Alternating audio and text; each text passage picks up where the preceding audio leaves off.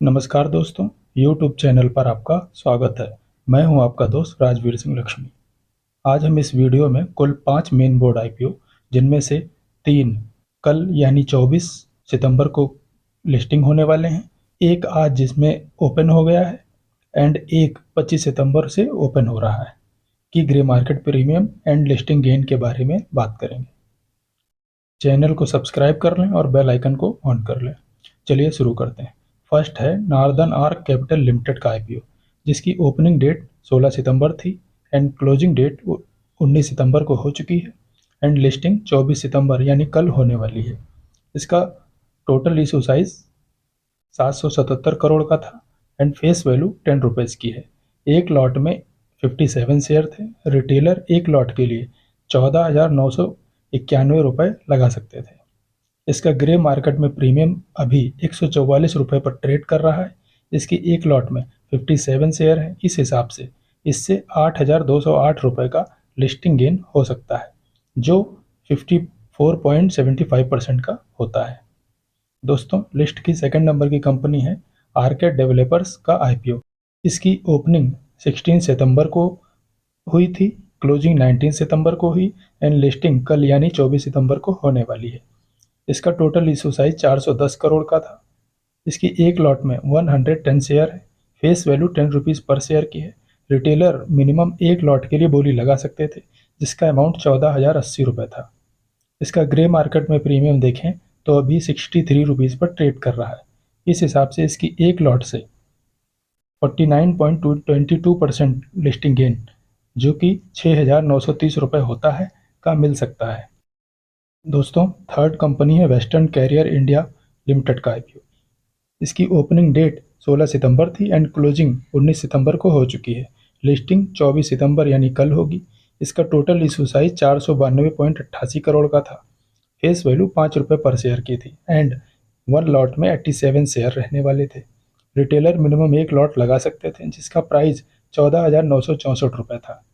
यदि इसका grey market में प्रीमियम देखें तो वह अभी 10 रुपये पर ट्रेड कर रहा है।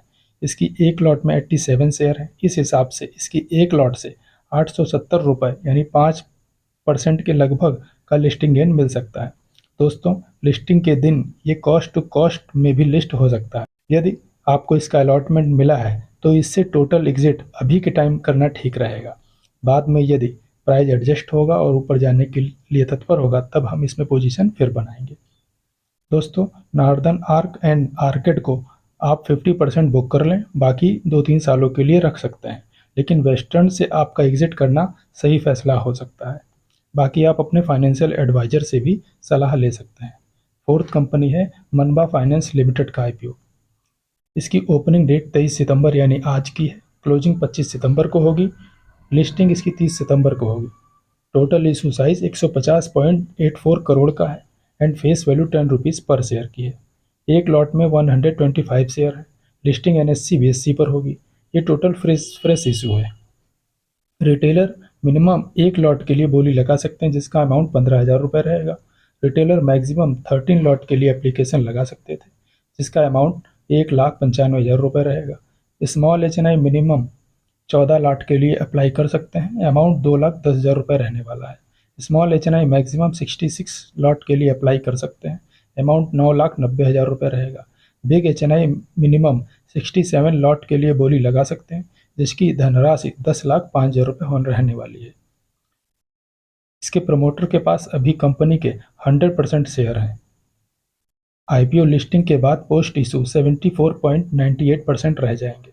यदि कंपनी के फाइनेंशियल को देखें तो कंपनी ने 3 साल के फाइनेंशियल दिए हैं, जिनमें से यदि देखें एसेट्स 2022 में 561 करोड़ के थे, जो 2024 में 973 करोड़ के हो गए। रेवेन्यू 2022 में 106 करोड़ का था, जो 2024 में बढ़कर 191 करोड़ का हो गया। प्रॉफिट आफ्टर टैक्स 2022 में लगभग 9.74 करोड़ का था, वो 2024 में बढ़कर 31.42 करोड़ का हो गया। नेटवर्थ को देखें तो 151.74 करोड़ का था, वो 2024 में बढ़कर 200 करोड़ के पार पहुंच गया। रेवेन्यू एंड सरप्लस को देखें तो 2022 में 139 करोड़ का था, वो 2024 में बढ़कर 162 करोड़ प्लस का हो गया। यदि बोरोइंग की बात करें तो 2022 में 394 करोड़ की थी, वो 2024 में दुगनी 552 करोड़ से ज़्यादा हो गया। कंपनी पर दोस्तों कर्ज बहुत ज़्यादा है। इसका डेप्ट ऑफ इक्विटी 3.75% का है। फाइनेंस की कंपनी है, डेट को कंसीडर नहीं किया जाता है, पर ये कंपनी बहुत छोटी है, इसलिए इसमें कंसीडर करना बनता है। जितना कंपनी का मार्केट कैप है उससे ज़्यादा तो कंपनी पर कर्जा है।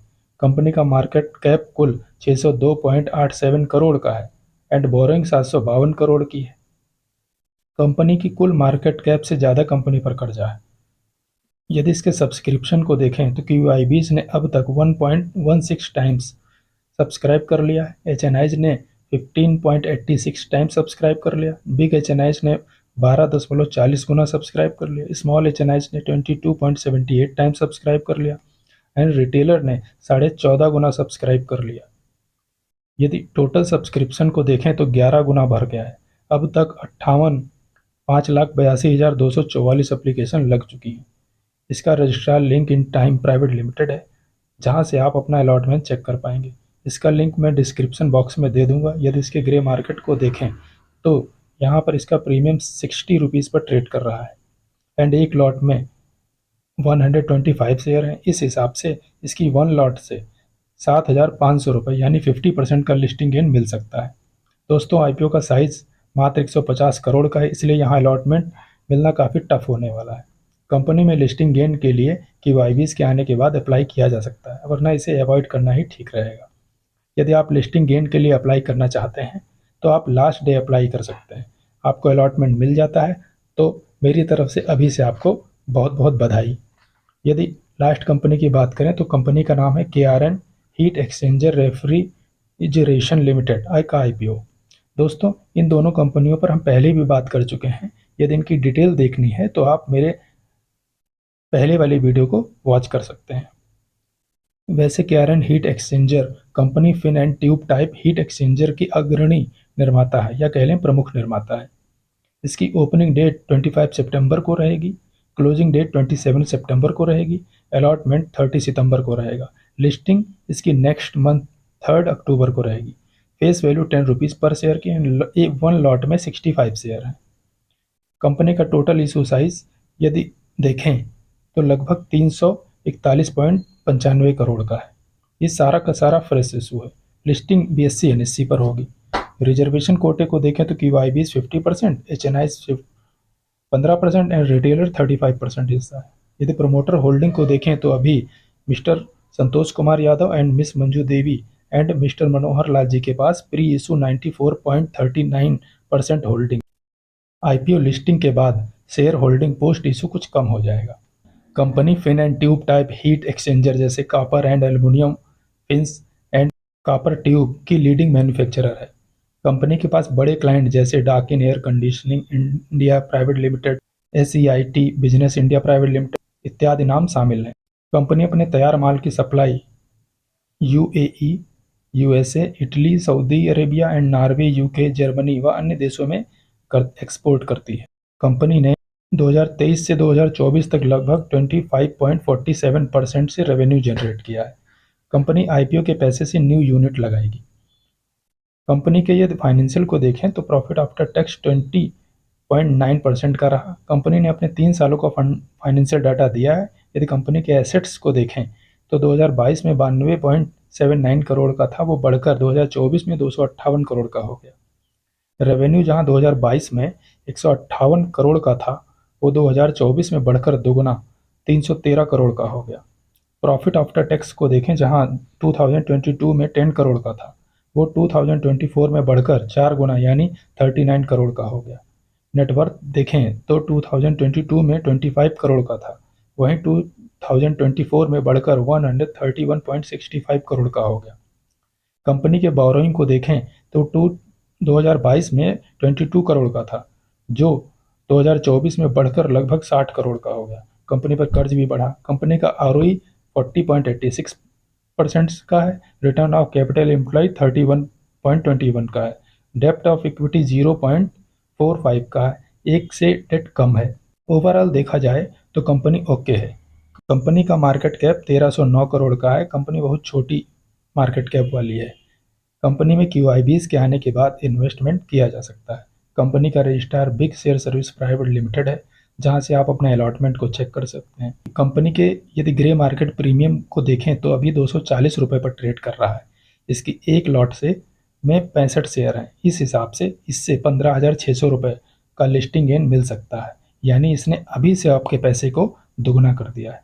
दोस्तों, किसी भी IPO या शेयर में इन्वेस्टमेंट अपने फाइनेंशियल एडवाइजर की सलाह पर ही करना चाहिए। यदि मेरी तरफ से दी गई जानकारी आपको अच्छी लगी और आप संतुष्ट हैं तो चैनल को सब्सक्राइब कर बेल आइकन ऑन कर लें, जिससे वीडियो की लेटेस्ट नोटिफिकेशन आपको सबसे पहले मिल सके। मेरे साथ अंत तक वॉच करने के लिए आपका बहुत बहुत धन्यवाद।